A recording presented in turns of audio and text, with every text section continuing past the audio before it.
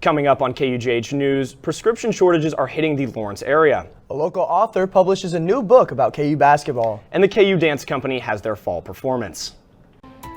Live from the studio in Stauffer, Flint, this is KUJH News. Welcome to KUJH News. I'm Grant Shear. And I'm Tyler Brewer.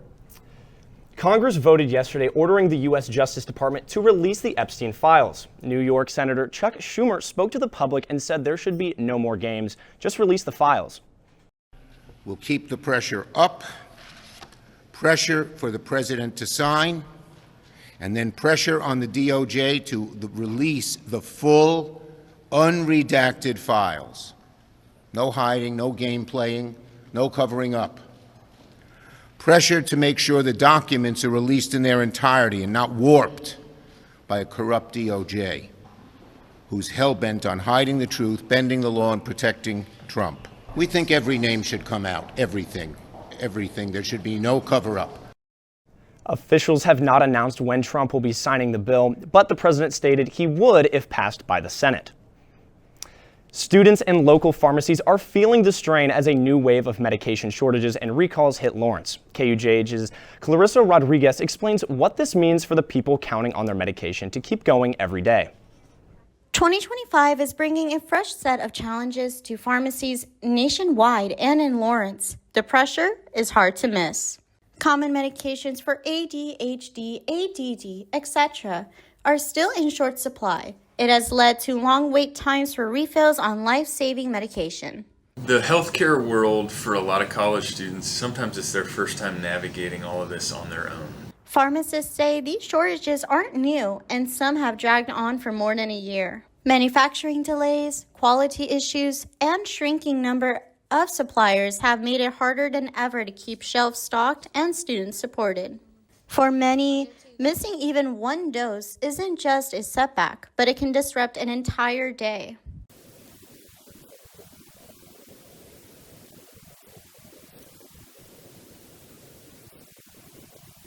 Now, recalls are making a tough situation even tougher. Vyvanse and Adderall have been the most common out-of-stock medications at pharmacies, leaving more patients to locate different pharmacies. Experts recommend refilling early, checking your medication labels, and calling your pharmacy before you run out.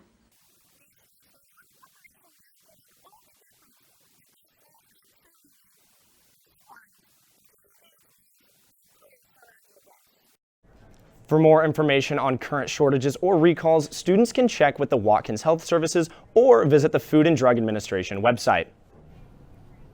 The shelter at Broken Arrow Park was transformed into a Douglas County-inspired art gallery that brought Lawrence together in celebration. KUJH's Ryan Grossman has more.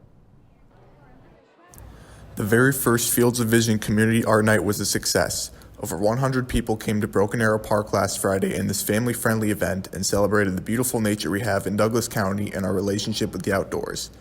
The event was hosted by Irish artist Yvonne Klingsik. Fields of Vision is a celebration of the personal relationship we have with nature.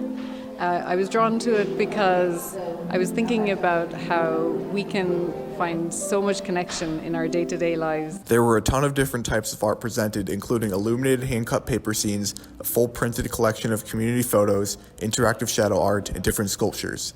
Kids and festival goers interacted with aluminum paper and shadow art, along with using Polaroid cameras and engaging in arts and crafts activities. Today I made my bug, I call it Buggy, and I put some nature stuff in it. And I also went over there, that place, and I made a bird feeder. Also featured at the event was a live music performance from harpist Yuka Naito.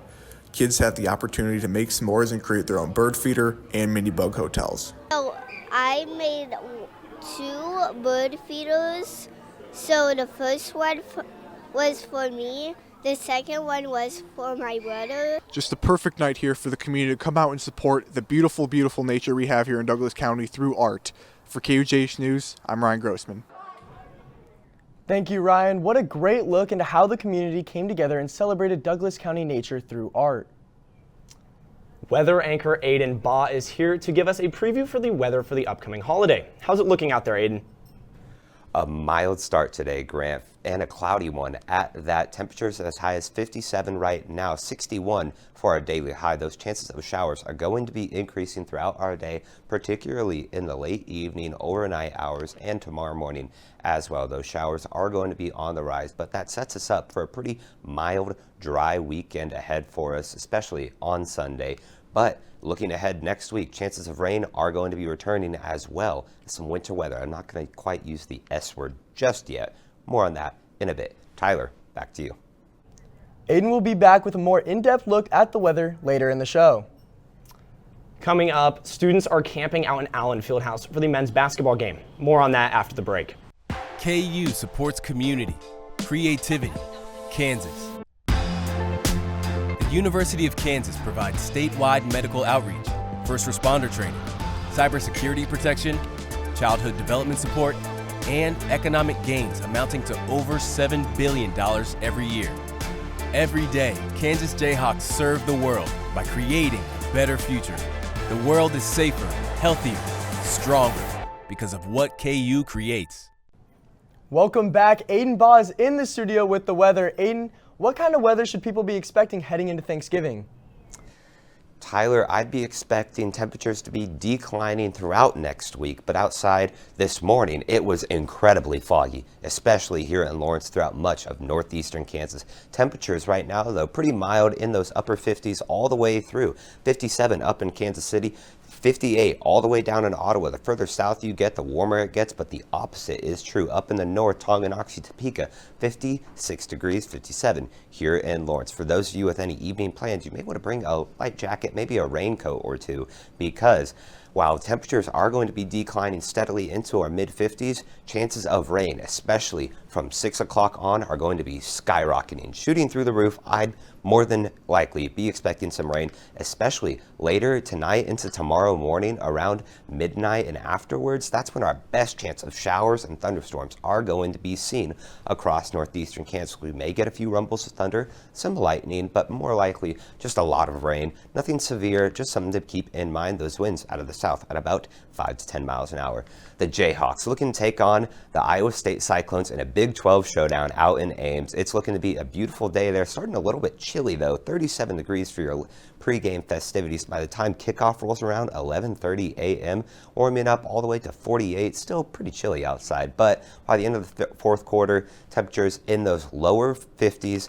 Not too bad, sunny skies the entire day out in Ames. Here in Lawrence, though, a little bit warmer on Saturday, 57 degrees, and then look at that Sunday. Last day in the 60s before our temperatures start declining sharply. Monday gets our best chance of showers next week, but then by the time Wednesday rolls around, temperatures in those mid-40s, and it's going to get even lower than that.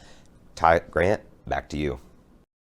Thank you, Aiden. I know the fall vibes are in full effect here, and I'm liking it. You're headed to Nebraska for Thanksgiving. What's the weather looking like up there? I am, and I think it's going to be pretty similar to what's down here. I'm just looking forward to that cool fall weather. Definitely looking forward to the cool fall weather. KU's University Dance Company recently wrapped up its fall concert. This 3-night event showcased original and innovative choreography, talented students, and a final act that took audience out of this world. KUJH's Emma Coffey has more. The University Dance Company took to the stage in the Crafton Pryor Theater on November 14th through 16th for their annual fall concert. Featuring a wide variety of choreographers and dance styles, this concert showcased the performers' techniques and creativity. We have 4 very different pieces, so we have tap, flamenco, modern contemporary, and ballet, so it's a really wide range of dances, and I think that makes us really special and worth seeing. The show built to a featured guest choreographed contemporary piece titled Wonder by Jessica Chen, which explored the experience of astronauts. Along with that were pieces from faculty choreographers, and organizers say the concert was not just for the performers, but for the community as well. So art is always important, and so it's good for the community to come watch, because sometimes it creates ideas, sometimes it gives a feeling. Dancers say that the production was a team effort, and for many, the concert was a capstone moment before they move into the spring performances or senior projects. I want them to be able to look at it and just see what dance really means to them and how all these pieces can impact them in some way. The company will return to the stage next semester for their spring concert. Until then, organizers say they're proud of a weekend that celebrated movement, storytelling, and the KU dance community. For KUJH News, I'm Emma Coffey. Thanks, Emma. And if you missed their fall concert, the University Dance Company Senior Showcase is happening later this week. So be sure to stop by and see the amazing talent and hard work of these students. Earlier in the semester, KUJH covered this year's common book, The Anthropocene, reviewed by John Green. KUJH's Jude Gussie is here to highlight this year's common work of art. Here at the Helen Forsman Spencer Museum of Art resides this year's KU Common Work of Art, Haunted by the Ghosts of Our Own Making by Hollis Sigler. Both the common work of art and the common book discusses and bring our attention to various important themes, including life, hope, disease, and survival. And that goes with the underlying consideration of quote-unquote interconnectivity of life. The Spencer Museum website states that both Green's text and Sigler's painting incorporate self-reflections while considering human life in the modern era. But at the same time, they have this sort of journal-like qualities by bringing in their personal autobiographical references. The artwork by artist Hollis Sigler is a commentary on the long-term health and environmental consequences of human actions. Classes on campus at KU have incorporated both the common work and the common book into their courses. Then a lot of class actually did read the book, common book, and thereby they have a little bit of prior knowledge about the painting already. And then from there we can build on discussions. The Spencer Museum is free to visit and open to the public 6 days a week, and you can find Sigler's piece on display as a part of the Empowerment exhibition. For KUJH News, I'm Jude Gussie. Make sure to check out the exhibits at the museum before winter break. Author Shaylin David writing his new book on KU basketball. On Monday night, KUJH's Olivier Dubois has more on David's new book.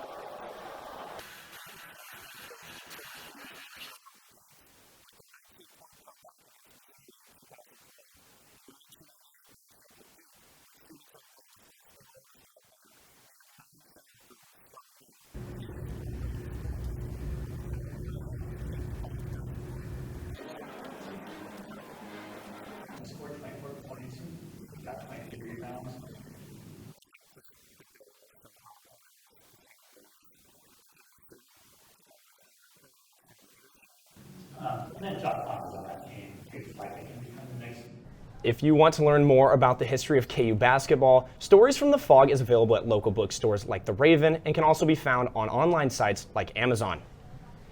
At the University of Kansas, camping for men's basketball is a unique tradition, and for big games, students spread out in the halls inside Allen Fieldhouse, taking shifts to hold their spot in line. Case Spears is live inside of Allen Fieldhouse. Case, what do you have for us? That's right, Grant. I am live inside of Allen Fieldhouse, where students have been camping since 6 a.m. Sunday morning. And with over 90 camping groups, this game against UConn makes it one of the most anticipated games of the season. The hallways surrounding Allen Fieldhouse are packed with students sitting in folding chairs, doing homework, talking with friends, and waiting for their next roll call. This system, known as camping, is organized through the KU Camping Twitter account, which posts schedules, rules, and times throughout the day. It's just a bunch of friends that I had from high school, and then we just got to know some more people throughout KU college experience.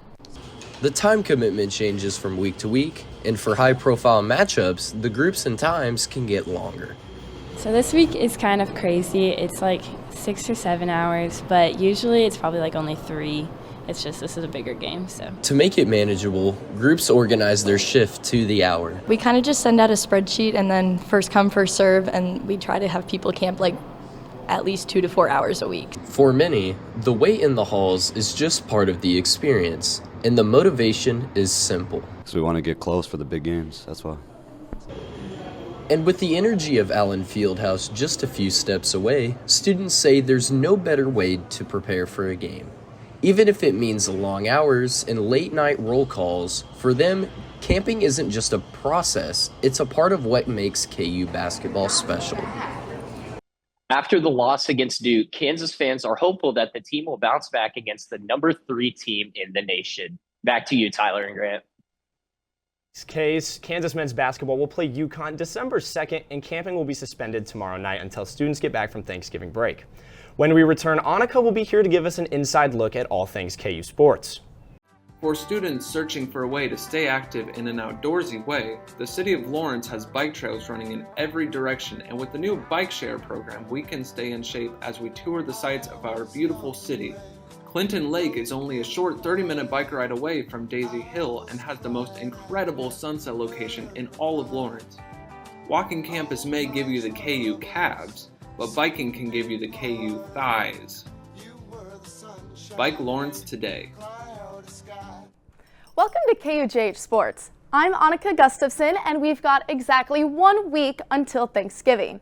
And boy, am I thankful to be a Jayhawk, win or lose. This week we have everything from soccer to cross country. But first, KU's men's basketball faced the Duke Blue Devils on Tuesday in the Champions Classic, an annual early season showcase featuring 4 of the nation's most historically successful programs. KUJH's Colton Kennan traveled to the Big Apple for this historic game. Colton? The Jayhawks returned to the Garden for the first time since 2021, the year they beat Michigan State and went on to eventually win the national title. This year, in the beginning of the season tournament, they faced off against Duke, and the result was far different. Kansas entered the game undermanned with freshman Darren Peterson sidelined to a continuing hamstring issue. But without their top option, other people stepped up. Trey White and Melvin Council led the way, White dropping 22 and Council adding 15, both surpassing their season averages. I told the guys in there, I'm not leaving out of here discouraged. We fought. We just need to play. We just need to kind of tighten some things up. I think they would agree, you know. There's some things that we got to do to tighten up to become a good team. And if we can do that, we'll be a much better team whenever we have all hands on deck. There's hope to have Darren Peterson back before the Players Era event during Feast Week, but self-clarified it's not a hamstring strain, saying the media labeled it that, not him. Goodman reported it was a hamstring strain, so we'll just go with whatever. We just go with whatever Goody reported. So he's had hamstring tightness. Some of the Duke players who stood out in the win over the Jayhawks were the Boozer twins, Dame Sarr, and Isaiah Rogers, all who are underclassmen. Now, KU has a couple of days until they go to Vegas to take on Syracuse. Reporting for KUJH News, I'm Colton Kennan. Thanks, Colton. Proving that once again, KUJH will go anywhere for a good basketball game. While the men were busy in New York, the women were putting on a show of their own, winning 63-57 against Minnesota in Allen Fieldhouse just late last night to improve their record to 5-0. Samaya Nichols led the charge for the Jayhawks, dropping 24 and shooting 12 for 12 from inside the arc. Sticking with the women, the Kansas soccer team hopes to add yet another win to their resume in the NCAA tournament. The ladies will take the field once again this afternoon at 3, facing off against the number 6 seed Louisville in Durham, North Carolina. Kaden has the scoop to live from Rock Chalk Park. Kaden?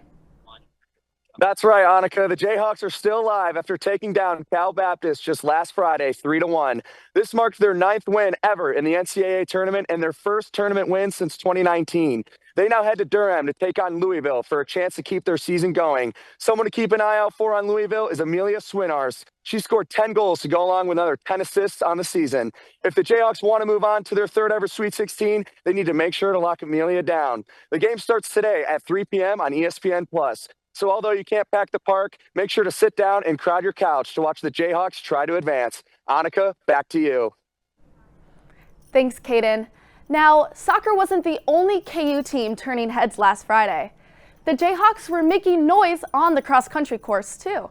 With the NCAA cross-country championships right around the corner, Kansas runners are preparing for their biggest meet of the year. KUJH's Ben Nash has a preview of what to expect from the Jayhawks as they head into the final stretch of the season. And the men's 10,000 meters. Here at the 2025 Midwest Regional Championships is underway. The Midwest Regional brought a tough ending for both KU teams, with neither team making it to the next round. Coaches say the Jayhawks showed more consistency and confidence than any point in recent years. With the NCAA Championship coming up this week, Kansas will be rooting on their only individual contender, Emma Jimitai. The culture, the group really has bonded extremely well together. They want to be really good, and they're committed to each other, and that's the big culture side of it is cross country. When you're out there running and hurting a lot, you got to find a way to not just run for yourself, but run for your team. The men's team turned in strong performances all fall, with runners like Regan Cabet help lead the charge. At the Big 12 Championship, they placed 5th behind 4 top 25 nationally ranked teams. On the women's side, saw huge growth with all their qualifying runners being underclassmen. Among the pack, Emma Jimitai emerged as a national qualifier. Her 12th place finish last week booked her ticket to the NCAA Championship. Her focus was always on, hey, I want to be one of the top performers in the Big 12, and I want to get to nationals. So when it came down to championship time, she was putting herself right in position. No matter the outcome, the Jayhawks say they've put the work in and they're ready to leave everything out on the course. For KUJH News, I'm Ben Nash. Thanks, Ben. The NCAA Championship is set for this week, and Kansas will be watching closely to see how their individual contenders stack up on the national stage. All right, well, I'll leave you with that. A full plate of KU sports served hot. May your mashed potatoes be smooth, your pie be pumpkin, and, as always, your Jayhawks to keep cooking. And Thanksgiving comes with some great football games and, of course, the Cowboys. However, coming up on KUJH News, we have everything from events to community engagement to get you in that holiday mood. We'll be back shortly after the break. You may not hear it at first, but it's there. Our chant, rising.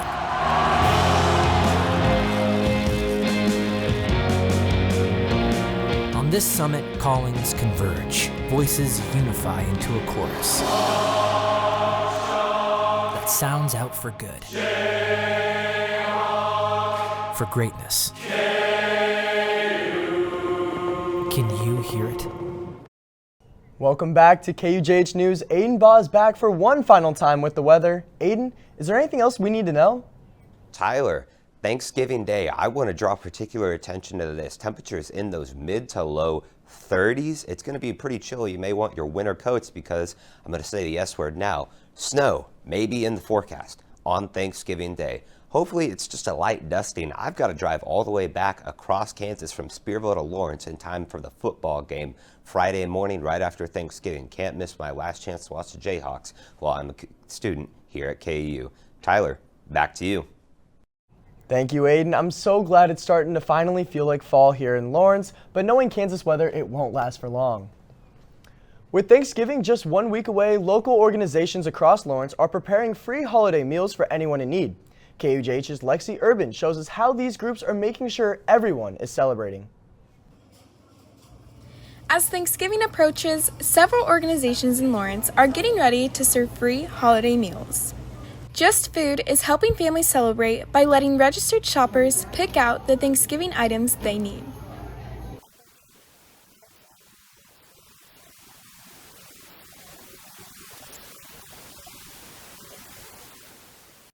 Just Food isn't alone in supporting local families this season.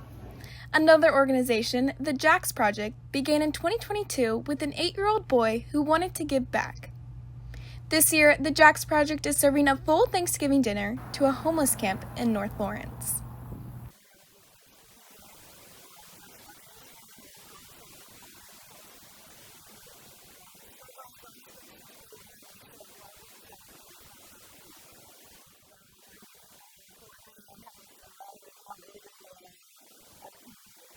The Jax Project serves meals twice a week, filling gaps where help is needed most.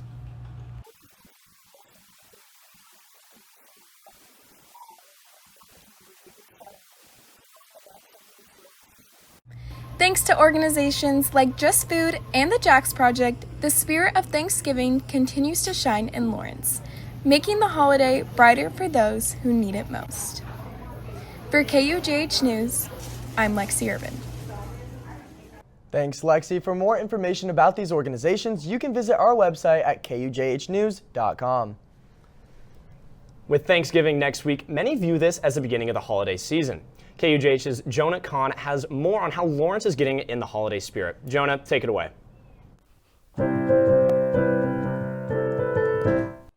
Many Lawrence businesses go all out to get in the spirit of the season, and 23rd Street Brewery is no exception. Restaurants often find it easy to join in on the holiday joy. The miracle of 23rd Street offers exactly that. Doing everything we can to make this a great environment and having every corner of the restaurant filled. Besides food and drink specials, they have several special events with Santa, Elsa, and a pony. Llewellyn added that this brings in people from all over the region. The feel of the restaurant is just such a happy, fun place. He added his favorite part is seeing families or friends come in for a good time. My favorite part is the lights, but really it's the atmosphere and the mood and the great vibes. This holiday spectacle runs through New Year's Eve. Cheers.